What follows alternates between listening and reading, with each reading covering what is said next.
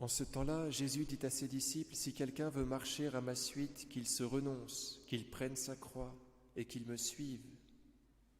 Qui veut se sauver se perdra, qui se perd à cause de moi se trouvera. Que sert à l'homme de gagner l'univers s'il se nuit à lui-même? Que donnera-t-il en échange de lui-même?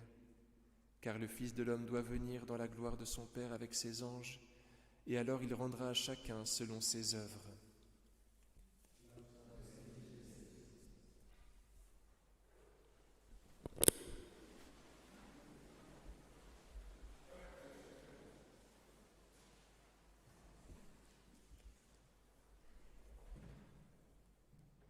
Au nom du Père et du Fils et du Saint-Esprit, ainsi soit-il. Chers amis, l'enseignement de Paul dans l'Épître, les souffrances du Christ abondent pour nous. On a l'impression qu'elles ont lieu encore aujourd'hui, que Jésus les traverse encore aujourd'hui. Les souffrances du Christ abondent pour nous. Et c'est bien le cas. Souvenez-vous de saint Paul. Quand il est converti sur la route de Damas, Jésus lui dit « Saul, Saul, pourquoi me persécutes-tu » alors qu'il est mort et ressuscité depuis longtemps, Jésus. C'est-à-dire que quand Paul persécute l'Église du Christ, le peuple du Christ, eh bien il persécute le Christ. Donc Jésus continue de souffrir, ses souffrances abondent pour nous à l'intérieur des membres de son corps.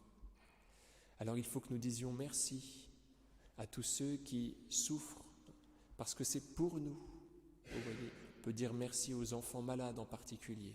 Les souffrances du Christ abondent pour nous à travers eux. Ne nous plaignons pas, disons-leur merci, essayons de les réconforter. Donc c'est vraiment Jésus qui est là, qui nous offre ses souffrances pour que nous en soyons épargnés. Il se passe toujours cet admirable échange. C'est toujours Jésus, c'est toujours son mystère. Il s'incarne, il prend notre chair, notre viande, pour nous offrir en échange sa divinité.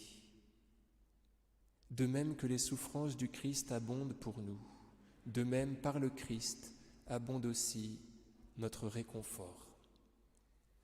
Jésus se colle à nous, souffre, pour que nous soyons réconfortés par lui. Et cela se passe encore aujourd'hui.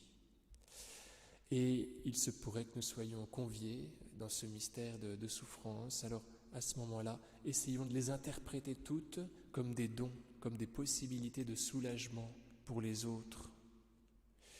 Seigneur Jésus, faites-nous la grâce de savoir tout faire fructifier. Au nom du Père et du Fils et du Saint-Esprit, ainsi soit-il.